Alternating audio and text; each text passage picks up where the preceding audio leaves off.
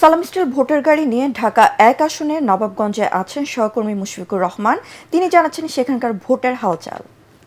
সালাম still voter গাড়ি নিয়ে আছি ঢাকা ১ আসনে। ঢাকার নবাবগঞ্জ এবং দোহারে দুটি উপজেলা নিয়ে গঠিত ঢাকা ১ আসন নানা কারণে কিন্তু সমৃদ্ধ। এই আসনে আসলে প্রার্থীদের মধ্যে প্রতিদ্বন্দ্বিতা বেশি হবার সম্ভাবনা রয়েছে বিএনপি এবং জামায়াতের প্রার্থীর মধ্যে। বিএনপির প্রার্থী হয়েছেন খন্দকার আবু আশফাক এবং জামাত ইসলামের প্রার্থী হয়েছেন ব্যারিস্টার নজরুল ইসলাম।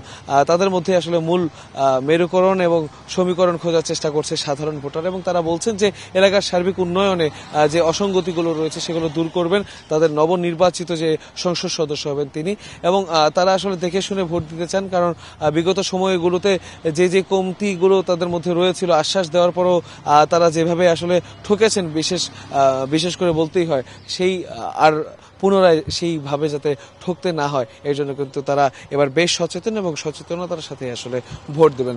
সালাম স্টিল ভোটার গাড়ি থেকে ঢাকা ১ আসন থেকে এই ছিল আমার কাছে সবশেষ খবর।